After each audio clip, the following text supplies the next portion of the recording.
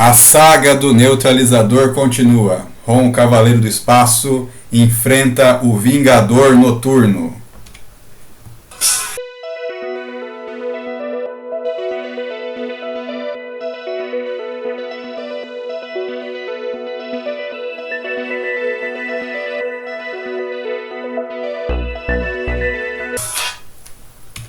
Episódio de hoje: Ron, o Cavaleiro do Espaço, a saga do neutralizador, o Vingador Noturno.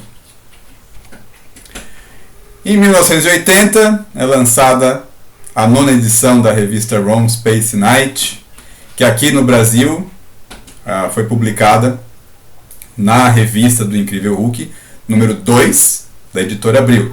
Então a gente tem aqui um intervalo bastante grande entre a história original e a sua tradução aqui no Brasil pela editora Abril. Então agora já é a segunda história publicada do Ron pela editora Abril, de forma seguida, na revista do Incrível Hulk.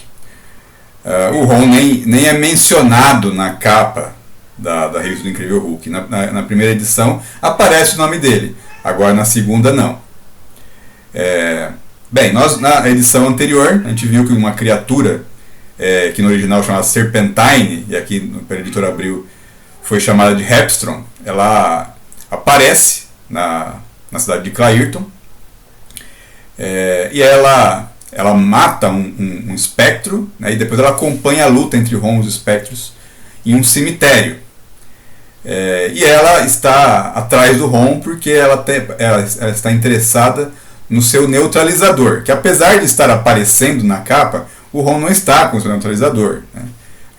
Aqui foi uma falha aqui da capa, porque o Ron não está com o seu neutralizador, porque ele foi levado pelos espectros para o projeto de defesa em Washington. Ele foi tomado dele pelos cães da Nebulosa Negra. O Ron está sem o neutralizador. Mas nessa capa a gente tem alguns elementos aqui. O Ron está numa espécie de caverna, existem alguns esqueletos abaixo dele,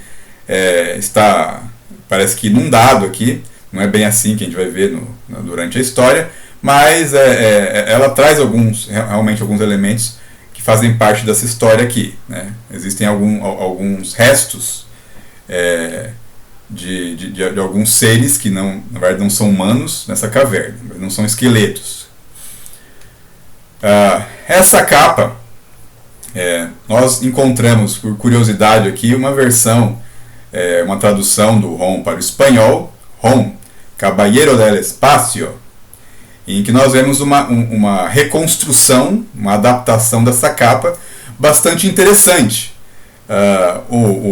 A arte é muito boa, ela parece bastante próxima assim, à arte do Saul Buscema, né, essa construção imponente da armadura do Ron.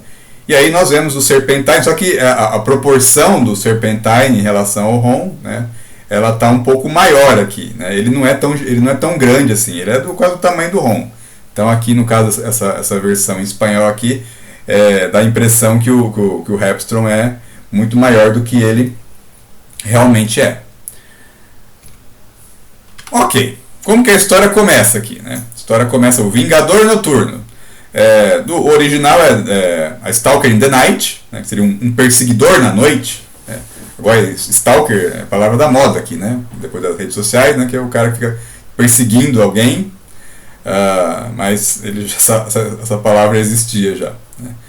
O Ron, nós vemos a história começando com o Ron no fundo de um poço, né, olhando para cima, que é o túmulo, é a cova onde ele caiu.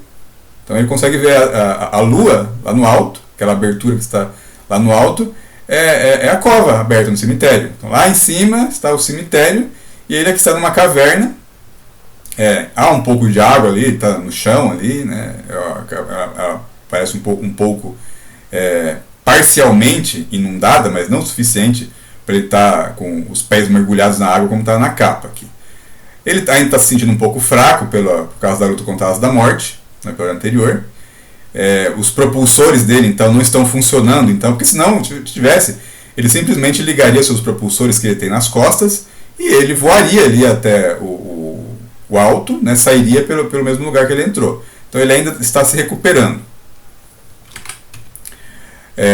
Então ele vai um pouco meio cambaleante ainda assim, andando por aqueles túneis tentando encontrar uma outra saída. Ele invoca o seu analisador de energia e ele descobre que essa caverna tem bastante energia residual de espectros.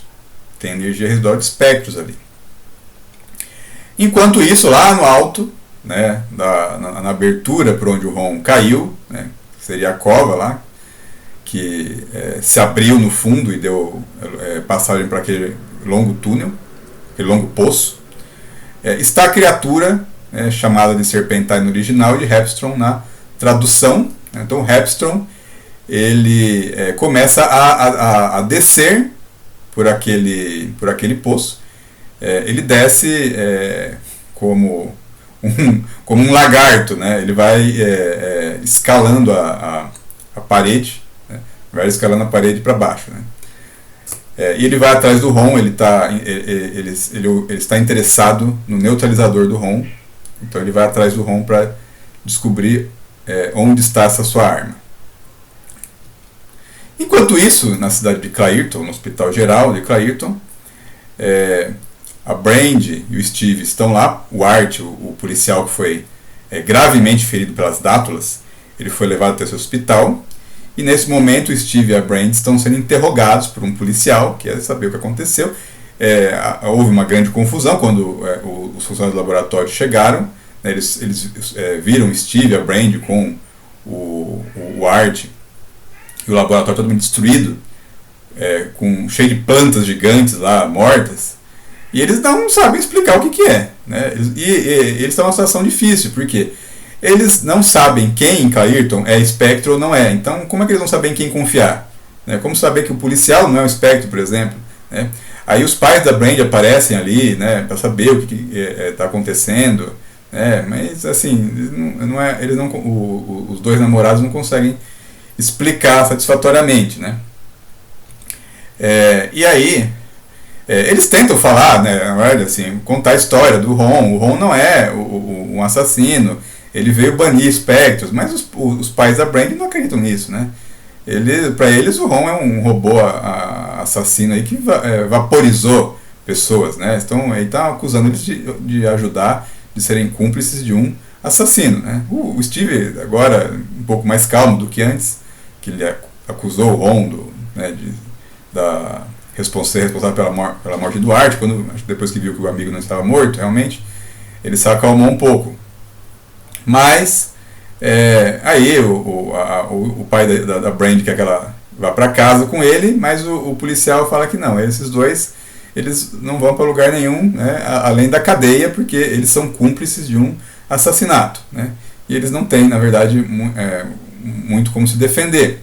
E aí o Steve ele fala, não, né, mas ninguém morreu, né, pelo menos no laboratório, né, o Art sabe disso, né, na verdade, quer dizer, ninguém morreu, os espectros não morreram, né, nem eram humanos, e eles foram transportados para outra dimensão. E aí ele fala que o Art, né, o policial, ele pode confirmar isso, o Art sabe disso, ele pode confirmar, porque o Art ele viu um cão da nebulosa negra morto, ele assistiu à luta deles contra as dátulas, né? Ele seria uma pessoa imparcial aqui. Mas aí o médico, né, que estaria cuidando lá do Art, ali se aproxima e ele fala que o Art não resistiu, que ele infelizmente ele morreu, eles tentaram, mas ele morreu 5 minutos atrás. Aí eles ficam desesperados, o Art morreu? Não. E aí não tem mais um testemunha para ajudar, né? Fica todo mundo triste ali e eles vão ser presos. A Brand e o Steve vão para a cadeia, né? Só que o olhar do médico ali não está muito simpático, né? Ele olha de uma forma assim pro Brand, para Brand e pro Steve sendo levados. E depois aparece o legista, né, o Silas, que ele está ali por causa da autópsia, né? Provavelmente. E aí ele fala que ele vai ter que levar alguns registros para Washington, né? Porque o assistente dele sumiu, né? E ele fala que tem uma coincidência que todo mundo que morreu, né, foi morto pelo Ron, nasceu no mesmo dia. em 9 de novembro de 1943. Ele fala, é coisa engraçada, né? Só que ele não sabe que ele está falando com um espectro, né?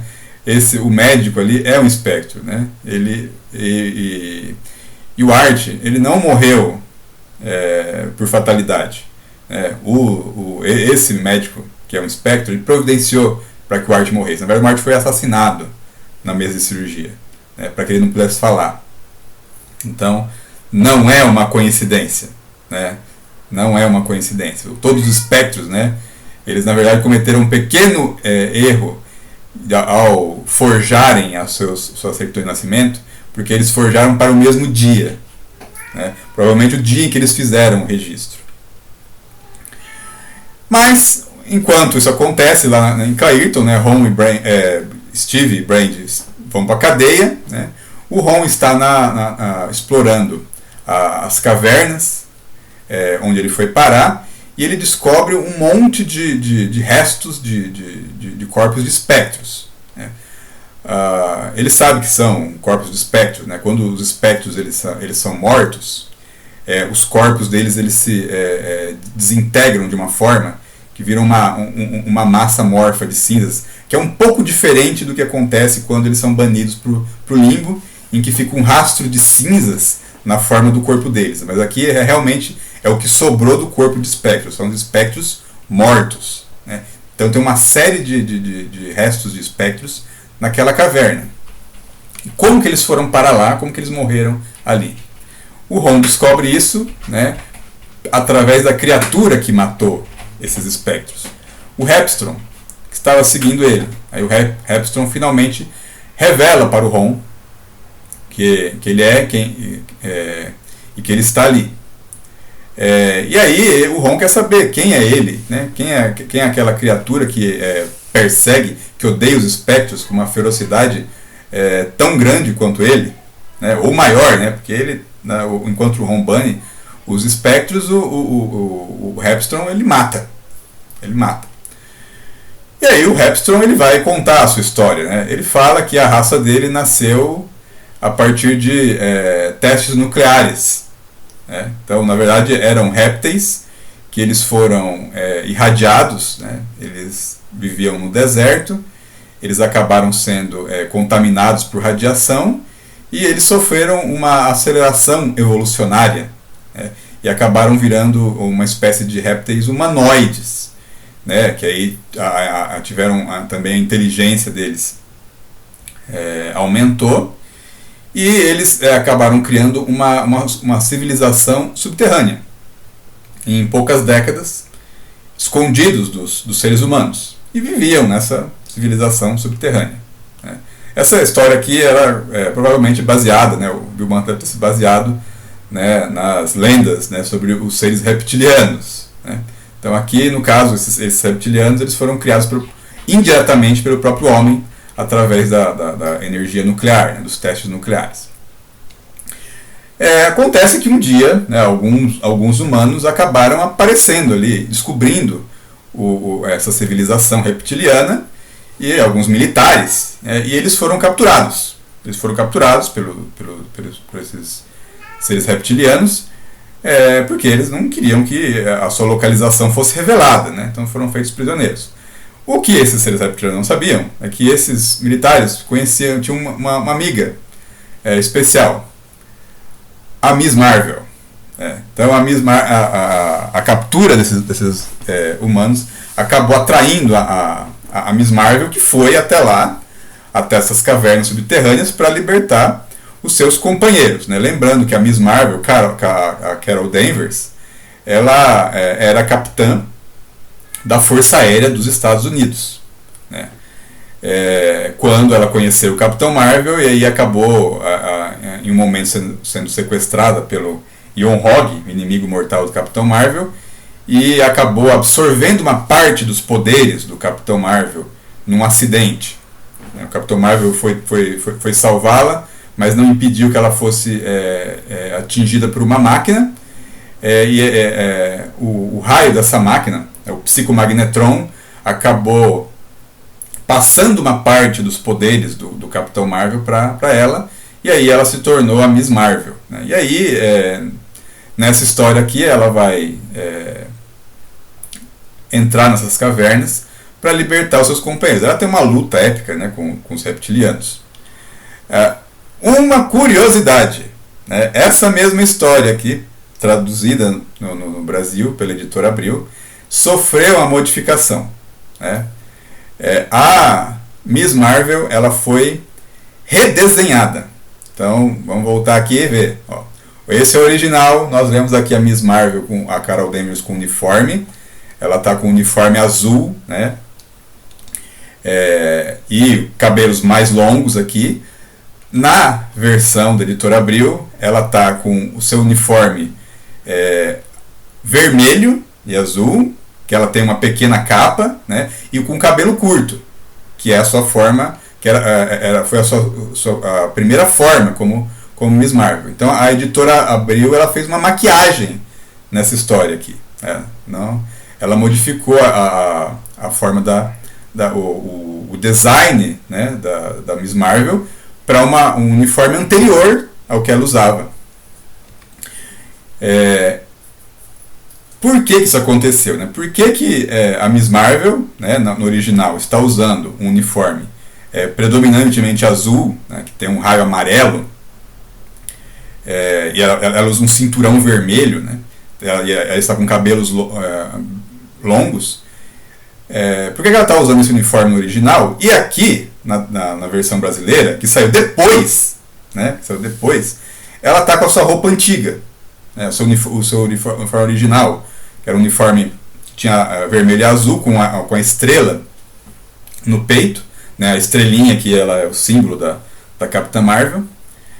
Por que ela sofreu essa modificação, essa maquiagem aqui no Brasil? Isso por conta como havia uma diferença, né, entre a publicação original e a publicação aqui no Brasil, e além disso havia uma falta de sincronismo entre as publicações das histórias, né? Algumas histórias chegavam antes que as outras. O problema é que as histórias da Miss Marvel que estavam sendo publicadas no Brasil nesse momento, ela ainda aparecia com seu uniforme original. E aí, por isso que a editora Abril ela tomou essa decisão, porque ia ficar um negócio esquisito. Ela ainda não havia aparecido no Brasil com a sua nova roupa, né? A roupa predominantemente azul.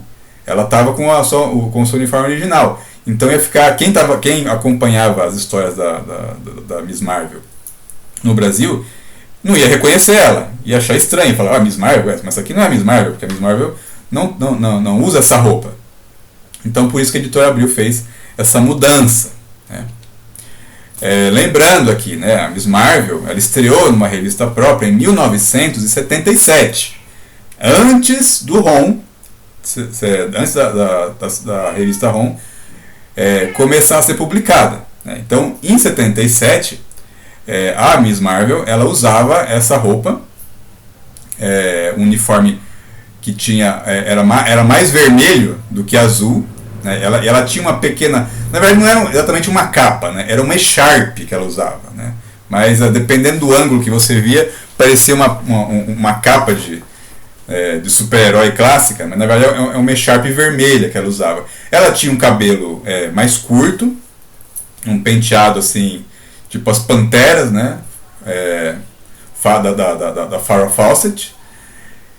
E aí, uma coisa interessante, né? A Miss Marvel, na sua primeira edição, né, ela tem uma relação especial com o Homem-Aranha, né? A gente vê que na capa da revista aparece o Peter Parker, a Mary Jane Watson, o J. Jonah Jameson, e a Miss Marvel enfrenta o Escorpião, que é um inimigo do Homem-Aranha, né?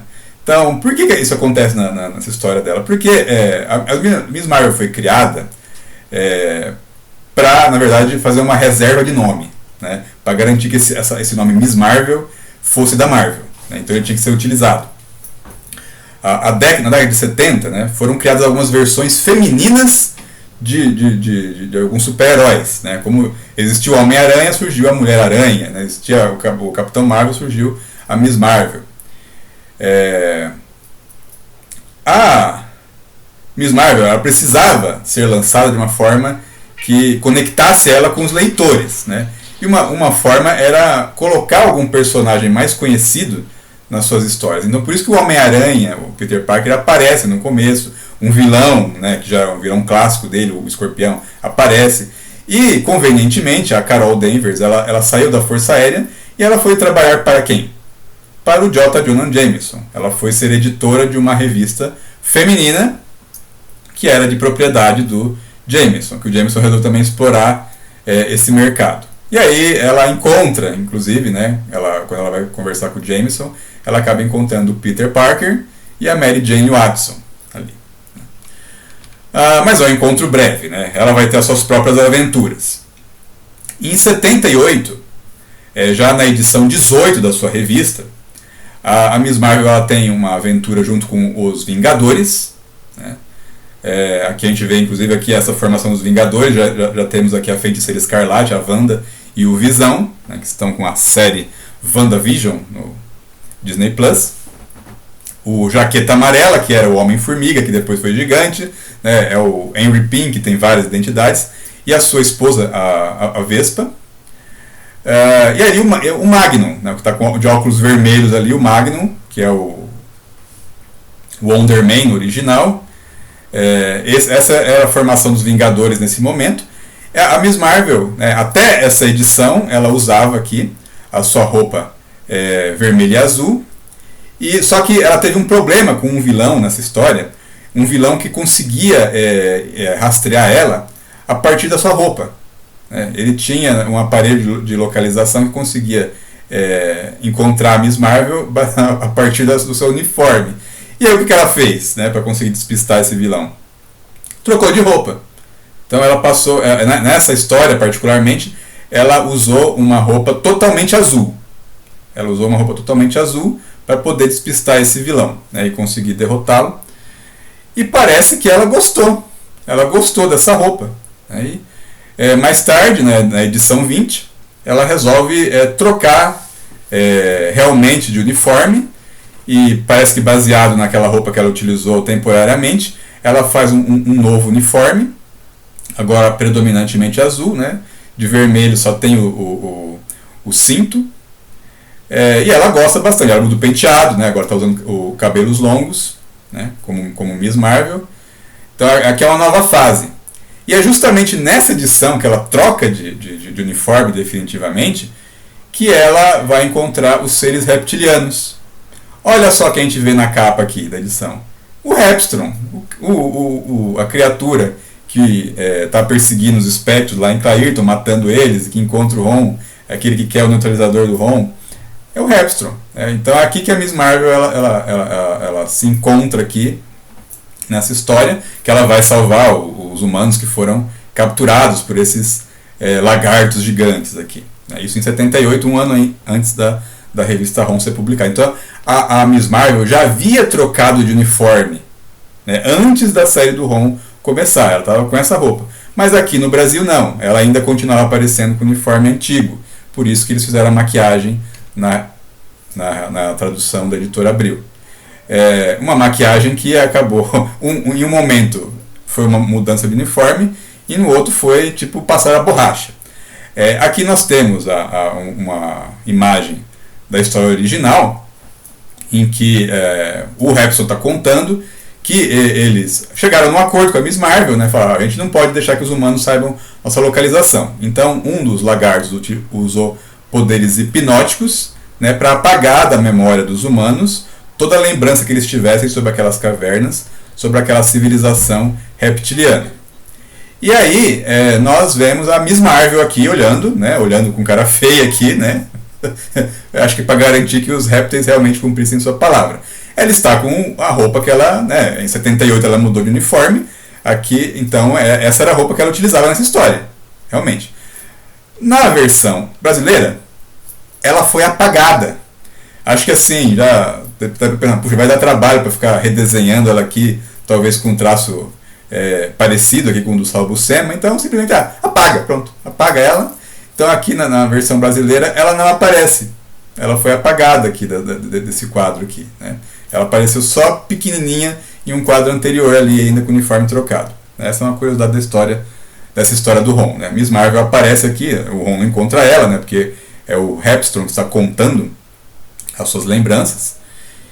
E parece que, mas então os humanos foram hipnotizados, esqueceram o que aconteceu ali, foram embora e os répteis continuaram vivendo felizes para sempre. Não. Eles não sabiam uma coisa. Aí o Hepstrom fala para o Ron, né, que havia entre aqueles humanos um espectro disfarçado. Eles não sabiam daquilo. Né, e a hipnose não funcionou com ele. Ele fingiu, né, somente saiu dali. E ele contou para os seus superiores, né, aquela civilização, aquelas cavernas lá, e os espectros ficaram interessadíssimos naquelas cavernas, porque elas poderiam ser uma base para eles, né, já tinha uma estrutura para eles poderem se esconder. E o que eles fizeram? Atacaram os reptilianos impiedosamente. Então aqui nós vemos aqui alguns espectros na forma humana com as suas armas, os cães da nebulosa negra lá, destruindo os ovos dos reptilianos, matando todos, os machos, fêmeas, filhotes, né, anciões, fazendo um massacre contra aquela civilização. E aí, para terminar, ainda invocaram a asa da morte, né, o recurso mais terrível que os espectros têm. Aí eles tentaram, lutaram, né, todos aqueles reptilianos, até que acabou acontecendo um desabamento. Né? Quando o Hepstrom, ele na verdade foi o único sobrevivente desse massacre. Né? Quando ele acordou, ele tinha perdido um olho, né? ele estava caolho, e além disso tinha perdido toda a sua família. Todos morreram. Então por isso que ele estava atrás dos espectros. Era vingança. Ele estava se vingando dos espectros por terem matado toda a sua raça, toda a sua civilização. E aí o Ron ele explica que assim, mas eu não mato os espectros, veja bem, eu mando eles, eu exilo eles em outra dimensão, que na verdade é um destino pior do que a morte, porque eles vão ter que ficar vivos ali, prisioneiros, para sempre. Só que o Hepstrom, assim, ele não está nem aí, ele quer matar os espectros, e aí ele ataca o Ron, porque ele quer que o Ron entregue para ele o neutralizador. Ele não ouve o Ron direito, que o Ron fala que ele não está com o neutralizador foi roubado pelos espectros, né? Ele ainda vai recuperar a sua arma, mas o Hepstrom fala, não, eu quero essa arma é minha, eu vou usar ela para destruir os espectros. Ele vai e ataca o Ron, ataca pelas costas ainda, né? Ele pega a sua espada ali, sua adaga ali, e dá um golpe no Ron. Essa cena aqui é fantástica, é uma das grandes ilustrações do Saul Buscema, um quadro de página inteira, né? Um desenho espetacular, que a gente vê assim a grande arte dele, né? As cenas de ação, e em que quando ele precisa expressar a ferocidade, a raiva dos personagens, né? Ele expressa de uma maneira fantástica, né? Um artista expressionista. Então aqui o Hepstrom ele parte para a luta com o Ron. Eles, na verdade, assim, é uma luta totalmente absurda. Eles têm o mesmo objetivo, que é acabar com os espectros, poderiam unir forças e lutar juntos. Não, ele quer lutar sozinho, né, e ainda tomar a arma do Ron. Ele está disposto a matar o Ron, se for preciso, para tomar o seu neutralizador, que nem está com ele. E aí começa a luta, então, né? Mas assim, essa adaga do Hepstrom, ela não é suficiente para abrir a armadura do Ron. Né? A armadura do Ron feita de plandânio, um metal que nem existe na Terra, é altamente resistente. Então, na verdade, foi só a pancada que o Ron sentiu, né? Mas ele consegue resistir ali simplesmente usando o seu braço como escudo. E eles começam ali a se engalfinhar numa luta, né? E o Ron tentando fazer ele parar, tentando conversar, porque o Ron não quer lutar contra ele, não faz menor sentido. Eles têm um objetivo comum, mas ele não quer escutar. O Hepstrom, assim, a vingança, ela acabou tomando conta dele, acabou com a razão dele, né? E aí, uma hora o Ron perde a paciência, porque, né, já encheu, aquele cara tá ali naquela luta absurda com ele, e o Ron, ele parte para ofensiva e mostra que ele não é nenhuma criatura indefesa ali, não vai ser subjugado facilmente, né? E aí ele fala que eu não vou matar, né? Ele fala pro Hepstrom, eu não vou matar, né? Não vai matar os espectros, não vai matar ele também. Mas ele não quer ouvir, né? O Ron, ele assim, em um momento, ele é jogado pelo Hepstrom, assim, né? E enquanto está assim, se erguendo, o Hepstrom tira uma estalagmite, ele arranca do chão a estalagmite, e ele corre, né? Ele vai tentar cravar aquela estalagmite no Ron. Mas ele acaba não percebendo que tem um esqueleto ali, né? No meio do caminho, um resto provavelmente de algum humano que esteve ali, e ele tropeça nesse esqueleto e acaba caindo, né? E a estalagmite despedaça e a ponta dela acaba atravessando o próprio Hepstrom. Então, no final, ele acaba se matando sozinho, né? E o Ron ainda fala, não, né? O Ron não queria que acabasse daquele jeito. O Ron não queria que o Hepstrom morresse. Mas acaba acontecendo, ele não resiste, o ferimento é fatal. O Ron, então, ele se despede ali daquela criatura que ali moribundo, né? Nas suas últimas palavras ele reconhece que o Ron estava certo, ele na verdade tinha enlouquecido, né, por ter ficado sozinho, pela vingança, pelo rancor, pela mágoa, mas aí agora ele diz que vai se juntar finalmente com o seu povo, né? E aí o Ron deixa então o corpo do Hepstrom para trás e vai procurar uma saída daquela caverna. Então esse foi esse episódio. Se você gostou, quiser acompanhar outros episódios como esse aqui da épica aventura do Ron, e não só dessa, como também outros episódios de outros personagens que nós vamos publicar, você pode se inscrever no canal, ativar as notificações, compartilhar com seus amigos, e se você não gostar, você pode compartilhar com seus inimigos.